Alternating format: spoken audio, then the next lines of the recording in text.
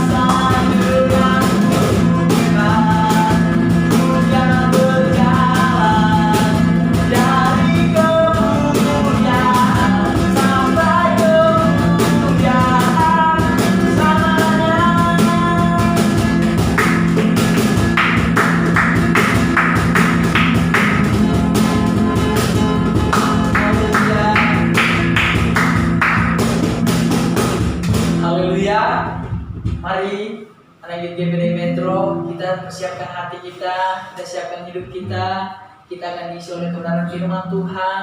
Firman Tuhanlah yang menguatkan kita, yang memampukan kita menghadapi hal-hal seberat apapun. Mari kita siapkan hati kita akan satu pujian kepada Tuhan, harapanku. Terima kasih Tuhan Yesus. Kami berharap kepada Tuhan, sebab kasih setia Tuhan dan kesudahan di dalam kehidupan kami. Terima kasih Tuhan.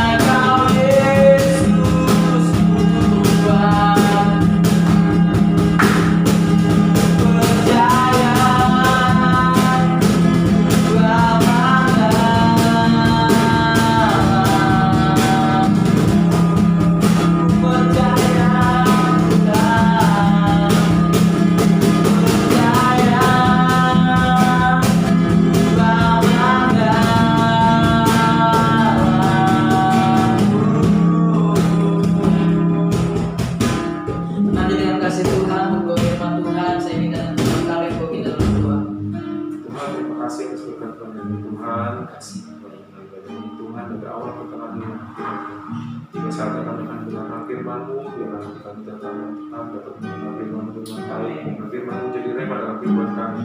Di dalam nama Tuhan Yesus Kristus kami sudah berdoa dan bersyukur. Terima kasih Tuhan. Amin.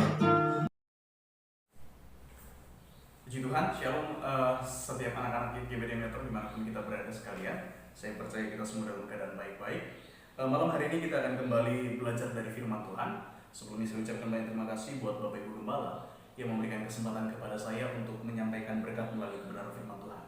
Mari setiap anak-anak muda, hari ini kita akan belajar kebenaran firman Tuhan dari kitab Efesus pasal yang ke-5 ayat yang ke-17. Efesus pasal yang ke-5 ayat yang ke-17. Hari ini kita akan belajar bersama-sama tentang satu tema firman Tuhan, berupaya mengerti dan melakukan kehendak Tuhan. Saya baca buat kita semua dalam kitab Efesus pasal yang ke-5 ayat yang ke-18, ayat yang ke-17. Demikian firman Tuhan. Sebab itu janganlah kamu bodoh, tetapi usahakanlah supaya kamu mengerti kehendak Tuhan. Puji Tuhan. Kalau kita belajar bahwa mengerti kehendak Tuhan adalah sesuatu hal yang penting dalam kehidupan kita, generasi di akhir zaman, khususnya bagi kita anak-anak muda. Kenapa? Karena berbicara kehendak, kalau saya belajar dalam bahasa asli Alkitab, itu memakai kata telema. Artinya sesuatu yang diingini dan dimau oleh Tuhan. Nah, tentunya ini adalah sesuatu hal yang penting kita belajar untuk mengerti dan melakukan kehendak Tuhan. Sesuatu yang diingini dan sesuatu yang dimau oleh Tuhan dalam setiap kehidupan kita sebagai anak-anak muda. Nah, yang menjadi pertanyaannya adalah, apa yang menjadi kemauan dan keinginan Tuhan dalam kehidupan kita sebagai anak-anak muda di akhir zaman? Ada beberapa poin penting yang harus kita bahas pada hari ini, yang saya percaya akan menjadi sebuah kebenaran dalam kehidupan kita untuk membawa kita lebih berkenan lagi di hadapan Tuhan. Poin yang pertama, anak-anak muda, kita perhatikan ya, sesuatu yang diingini oleh Tuhan dalam kehidupan kita sebagai generasi anak-anak muda di akhir zaman ini. Di dalam Roma pasal yang ke-12, kita akan memperhatikan ayat yang kedua. Roma pasal yang ke-12 ayat yang kedua. Saya baca buat kita semua, demikian firman Tuhan.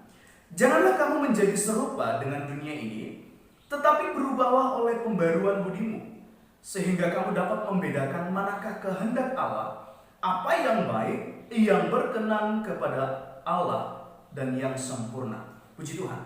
Kalau kita melihat poin yang pertama, sesuatu yang dikehendaki Tuhan dalam kehidupan kita sebagai anak-anak muda adalah Tuhan menginginkan kita hidup di dalam sebuah pembaharuan atau sebuah kehidupan yang mengalami progres. Ya, setelah kita mengenal Tuhan dan mempercayai Dia sebagai Tuhan dan Juru Selamat kita, maka seharusnya lah kehidupan kita tinggal di dalam Tuhan dan memiliki sebuah pembaharuan. Ada progres di mana setelah kita mengenal Tuhan. Artinya dengan kata lain, Tuhan menginginkan kita tidak lagi memiliki sebuah kehidupan yang sama dengan ketika kita sebelum mengenal Tuhan. Kehidupan lama kita harus tanggalkan dan kita mengenakan kehidupan yang baru. Ini adalah sesuatu yang diinginkan oleh Tuhan dalam kehidupan kita sebagai anak-anak muda. Di dalam kitab Efesus pasal yang keempat, anak-anak muda, kita perhatikan di sana ayat yang ke-17. Efesus pasal yang keempat ayat yang ke-17, kita perhatikan dikatakan di sana ayat yang ke-17, sebab itu kukatakan dan kutegaskan ini kepadamu di dalam Tuhan, jangan hidup lagi sama seperti orang-orang yang tidak mengenal Allah dengan pikirannya yang sia-sia. Jadi jelas sekali kalau kita melihat bahwa dalam kitab Efesus ditegaskan jangan hidup lagi sama seperti orang yang tidak mengenal Allah. Jadi sesuatu yang dimau oleh Tuhan dalam kehidupan kita sebagai anak-anak muda, kita memiliki sebuah progres di dalam kehidupan. Di dalam iman kita, pengiringan kita akan Yesus Kristus sebagai Tuhan dan Juru Selamat. Kita nggak menjadi pribadi yang stagnasi, hanya seperti itu saja. Tetapi kita harus memiliki sebuah perubahan hidup di dalam pola pikir, perkataan, dan tingkah laku sehari-hari. Itu yang Tuhan mau dalam hidup kita. Itu sebabnya firman Tuhan malam hari ini, berupayalah untuk melakukan kehendak Tuhan. Sesuatu yang dimau dan diingini oleh Tuhan dalam kehidupan kita sebagai anak-anak. Poin yang pertama, kita belajar bahwa kita mau berupaya melakukan kehendak Tuhan karena Tuhan mau kita memiliki sebuah pembaharuan, memiliki sebuah hidup yang semakin progres. ya semakin maju dalam pengenalan kita akan Tuhan. Itu poin yang pertama. Yang kedua, teman-teman, kalau kita perhatikan, yang kedua di dalam kitab 1 Tesalonika pasal yang kelima ayat yang ke-18. 1 Tesalonika pasal yang kelima ayat yang ke-18. Saya akan baca buat kita semua kembali firman Tuhan. 1 Tesalonika pasal yang kelima ayat yang ke-18. Mengucap syukurlah dalam segala hal, sebab itulah yang dikehendaki Allah di dalam Kristus Yesus bagi kamu. Jadi poin yang kedua, poin yang pertama tadi adalah kita harus memiliki sebuah progres di dalam pengenalan akan Tuhan. Yang kedua, kita harus hidup di dalam rasa syukur kepada Tuhan. Ya, ini poin yang kedua yang tentunya mungkin sederhana sekali dan sering sekali terjadi dalam hidup kita. Sesuatu yang diingini oleh Tuhan dalam hidup saya dan saudara ketika kita percaya sama Tuhan adalah kita mengucap syukur di dalam segala hal. Tentunya kalau berbicara mengucap syukur dalam keadaan baik, teman-teman, itu adalah sesuatu hal yang biasa. Katakanlah mungkin perkuliahan kita sedang baik-baik ya, masalah pekerjaan kita baik-baik ya, dalam hubungan pergaulan kita sedang baik-baik ya, dalam masalah percintaan juga baik-baik. Ya, dalam mengucap syukur seperti itu saya percaya gampang sekali untuk mengatakan Tuhan Yesus baik, Tuhan Yesus luar biasa. Tapi coba kalau kita perhatikan, ya, dalam ayat ini dikatakan mengucap syukurlah dalam segala hal. Artinya coba dalam keadaan tidak baik dan keadaan baik. Kalau dalam keadaan baik tadi saya katakan itu begitu gampang sekali karena semuanya serba enak di dalam kehidupan kita gampang mengucap syukur. Lalu bagaimana dalam keadaan yang tidak baik? Tentunya dalam keadaan tidak baik susah sekali untuk kita dapat mengucap syukur kepada Tuhan. Tetapi saya percaya bahwa hari-hari ini Tuhan ingin melihat itu dalam kehidupan kita. Supaya apa? Itu menunjukkan pengiringan kita akan Kristus Yesus adalah pengiringan yang murni, tanpa ada sesuatu. Ada satu tokoh di dalam Alkitab yang kalau kita melihat memiliki sebuah ucapan syukur yang luar biasa, saya bisa katakan seperti itu. Pada saat dia mengalami sebuah keadaan yang baik, dia bersyukur sama Tuhan. Bahkan pada saat dia mengalami keadaan yang tidak baik pun, dia juga mengucap syukur kepada Tuhan. Di dalam kitab Ayub pasal yang kedua, teman-teman bisa menemukan ayat yang ke-9 sampai ayat yang ke-10. Pada saat perempuan ya, yang adalah istri Ayub berkata kepada Ayub, karena melihat keadaan Ayub pada waktu itu sedang mengalami sebuah masalah yang besar, bahkan dia mendapatkan sebuah sakit yang begitu sangat mengerikan. Alkitab mengatakan dia mendapatkan sebuah penyakit yang bernama borok, ya, sehingga istrinya begitu perhatiin sama dia. Tetapi apa yang dikatakan istrinya? Lihatlah keadaanmu, kutukilah Tuhan Allahmu dan matilah. Kalau kita melihat keadaan ini mungkin adalah sebuah keadaan yang sangat jelas sekali menunjukkan bahwa Ayub ini adalah satu pribadi yang mengerti bersyukur kepada Tuhan. Karena apa? Karena kalau kita melihat dalam kitab Ayub pasal yang kedua ayat yang ke-9 sampai ayat yang ke-10, Ayub di situ berkata bahwa kau berbicara seperti perempuan gila. Apakah kita mau menerima sesuatu yang baik daripada Tuhan yang buruknya tidak? Artinya Ayub dapat bersyukur. Nah, mengucap syukur itu adalah sesuatu yang dimau dalam kehidupan kita. Mari teman-teman kita mengerti satu hal ini, bahwa kita mau berupaya untuk mengucap syukur di hadapan Tuhan dalam keadaan apapun. Mungkin pada saat teman-teman hari ini sedang mengalami keadaan, katakanlah mungkin pekerjaan ya sedang lemah, ya, atau mungkin teman-teman juga sedang mengalami masalah-masalah di dalam perkuliahan dan lain sebagainya. Satu yang Tuhan mau dalam kehidupan kita, mengucap syukur. Karena mengucap syukur itu membuktikan kita percaya kepada Tuhan. Amin. Yang ketiga teman-teman, saya tidak akan lama-lama berbicara malam hari ini.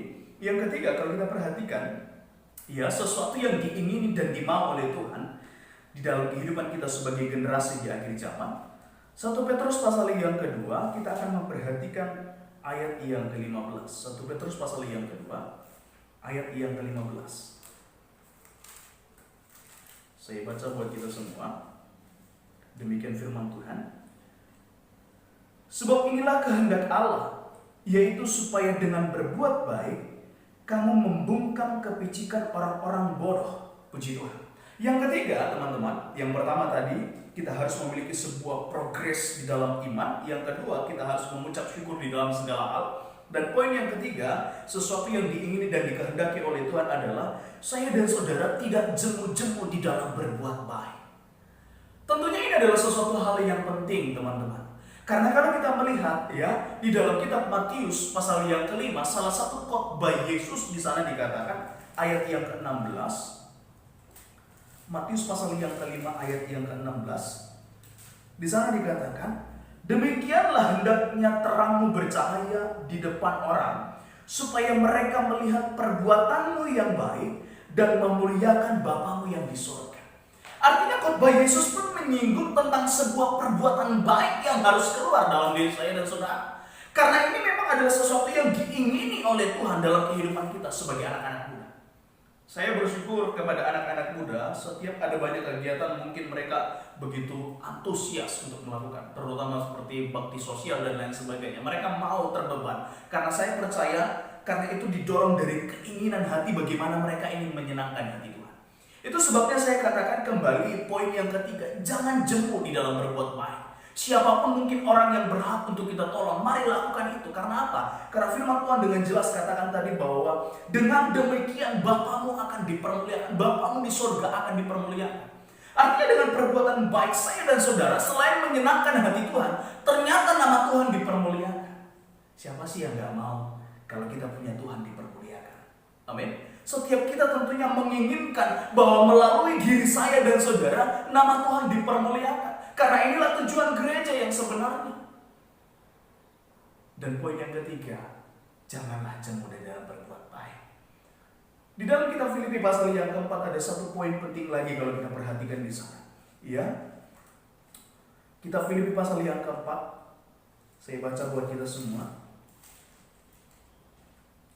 Filipi pasal yang keempat, ayat yang kelima, dikatakan seperti ini. Hendaklah kebaikan hatimu diketahui semua orang, Tuhan sudah dekat. Ternyata teman-teman, ya, sesuatu yang diingini oleh Tuhan adalah kita melakukan perbuatan baik, kita tidak jemu di dalam perbuatan baik. Tidak sampai di situ, ternyata Tuhan pun dekat dengan orang-orang seperti itu. Ayat ini berkata bahwa hendaklah kebaikan hatimu diketahui semua orang, Tuhan sudah dekat. Artinya, saya belajar dalam salah satu terjemahan lain dikatakan ternyata Tuhan sudah dekat ini itu berbicara tentang pribadi Tuhan mendekati orang yang baik hatinya. Artinya ada punya hubungan yang intim. Makanya kalau kita melihat tokoh-tokoh di dalam Alkitab, ya, ketika mereka melakukan setiap kebenaran firman Tuhan, mereka melakukan perbuatan-perbuatan yang baik, Tuhan berkenan. Satu contoh, kalau kita melihat bagaimana satu tokoh yang bernama Daud. Karena Tuhan melihat hatinya yang begitu tulus, hatinya yang begitu benar. Sehingga apa? Intimnya Tuhan dengan Daud. Sehingga Tuhan sendiri berkata, kepadanya aku berkenan. Dia adalah satu pribadi yang begitu istimewa di hadapan Tuhan. Kalau saudara dan saya melakukan perbuatan-perbuatan yang baik, ya, lalu kita tidak jemu terus kita melakukan itu, kita menjadikan itu sebuah gaya hidup dalam kehidupan saya dan saudara. Kita menolong sesama, kita menolong keluarga kita, bahkan kita memberikan sesuatu apa yang kita bisa beri, bukan mungkin secara finansial atau mungkin kita berikan secara tenaga atau apapun itu, teman-teman. Saya percaya itu berkenan di mata Tuhan. Ya, itu adalah sesuatu yang dimau. Mari kita belajar hari ini dari perenungan firman Tuhan yang mungkin singkat sekali, tetapi saya percaya ketika kita berupaya untuk melakukan akan firman ini akan menjadi suatu kekuatan dalam setiap kehidupan kita. Bagaimana kita mau mengerti dan melakukan segala sesuatu yang dikehendaki Tuhan dalam kehidupan saya dan saudara. Kalau kita baca kembali dalam pembacaan kita, ya, Efesus pasal yang kelima ayat yang ke-17 dikatakan, sebab itu janganlah kamu bodoh. Ternyata Paulus mengerti bahwa setiap orang sebenarnya mampu untuk melakukan kehendak Allah. Ketiga poin penting tadi yang mungkin sudah kita bahas, teman-teman, ternyata sebenarnya kita bisa untuk melakukan itu. Kenapa saya katakan seperti itu? Karena Tuhan pasti memberikan kekuatan dalam kehidupan saya dan saudara. Tetapi sering sekali kita memilih untuk kita tidak melakukan. Kita tidak mau berubah, kita tidak mau menjadi pribadi yang progres, kita tidak mau bersyukur, bahkan kita tidak mau lagi melakukan perbuatan yang baik. Karena mungkin kita takut dikatakan sebagai pencitraan. Makanya kalau kita baca dalam ayat ini dikatakan, sebab itu janganlah kamu bodoh. Kata bodoh dalam bahasa asli itu memakai kata apron, Yang artinya dapat melakukan tetapi memutuskan untuk tidak melakukan. Dengan kata lain, dia menjadi satu pribadi yang acuh tak acuh, teman-teman. Dia sebenarnya bisa melakukan ketiga hal yang kita bahas tadi, tetapi dia memutuskan untuk tidak melakukan. Itu sebabnya hari ini firman Tuhan begitu keras dalam hidup kita. Berupayalah mengerti dan melakukan kehendak Tuhan. Jangan bodoh. Jangan menjadi orang yang acuh tak acuh. Jangan menjadi orang yang tidak ingin melakukan setiap kebenaran-kebenaran firman Tuhan. Merasa dirinya semua tentang dirinya sendiri. Tetapi saya percaya teman-teman yang diberkati oleh Tuhan, ketika kita berupaya untuk melakukan kebenaran firman Tuhan, 3 poin yang singkat sekali untuk saya sampaikan malam hari ini. Saya percaya itu menjadi kekuatan dalam hidup saya dan saudara, untuk kita semakin menjadi pribadi yang berkenan di hadapan Tuhan. Semakin pribadi menjadi pribadi yang bertumbuh di dalam pengenalan akan Tuhan. Tuhan Yesus memberkati kita semua. Kita tundukkan kepala dan kita berdoa kepada Tuhan. Bapa di surga, terima kasih buat malam hari ini. Kami mengucap syukur buat segala kemurahan dan kebaikan Tuhan. Kami percaya setiap kami mengalami setiap pertolongan daripada Tuhan. Dimanapun setiap kami berada Tuhan, kami percaya kasih karunia Tuhan melingkupi setiap kehidupan kami. Kami berdoa bagi perkuliahan kami berdoa bagi pekerjaan kami berdoa bagi keluarga kami, bahkan kami berdoa bagi gereja lokal kami berdoa bagi Bapak Ibu Gembala kami taruh dalam tangan Tuhan. Bahkan setiap para pelayan-pelayan Tuhan yang ada di GBD Metro, kami taruh dalam tangan Tuhan.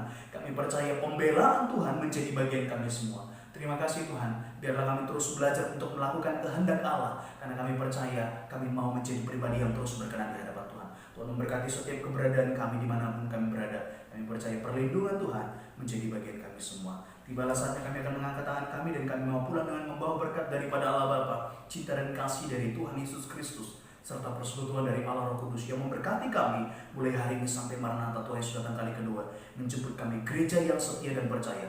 Kami terima berkat-Mu Tuhan di dalam satu nama yang ajaib, yaitu Tuhan Yesus Kristus. Haleluya. Amin. Tuhan Yesus memberkati kita semua dimanapun kita berada.